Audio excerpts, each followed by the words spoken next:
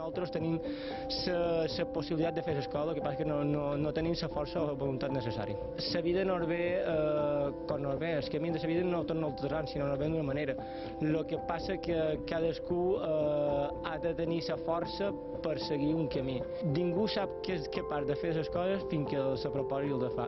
Jo crec que tot és possible. Tot és possible, una frase que deixa de ser reclam publicitari o tòpic per convertir-se en lliçó de vida, com totes les sentències que acabam de sentir. Surten de l'ànima de Jaume Cardona, a qui fa 7 anys un accident de trànsit el va deixar sense un peu. Berlín, el somni de córrer a Nova York, tot per així acabar. Quan vaig sortir de l'antiga Son Dureta, el primer que vaig fer antes d'anar cap aquí meva, me'n vaig anar a la plaça Espanya, que hi havia una cursa, a veure els meus companys quan arribaven a la carrera en la modalitat igual. Jaume se va aixecar i va reeducar el seu cos per caminar i més tard accelerar la marxa. Ara, després de 7 anys, ja duc ara un any i mig això, que com dèiem en bon mallorquí he fet aquell, i el que és el Muñoz ja m'ha anat agafant consistència.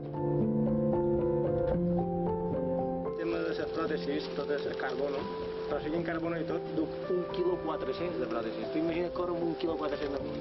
D'aquesta manera, el nostre protagonista ha reviscolat en les carreres populars com aquesta mitja marató de Porreres, un entrenament previ per fer d'aquí un parell de setmanes la marató de Màlaga.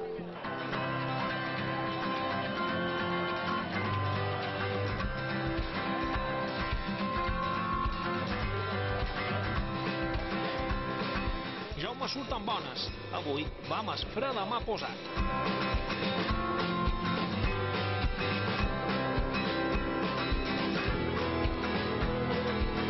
I després d'una hora, 34 minuts i 56 segons, Jaume travessa la línia de meta.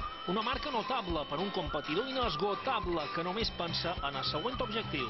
Ja comença a agafar tono muscular, sensacions d'abans. He tardat que 17 anys en anar agafant una progressió i puc dir que això que he fet avui ho he fet fa 5 o 6 anys i bé, no tindria ni ganes de xerrar.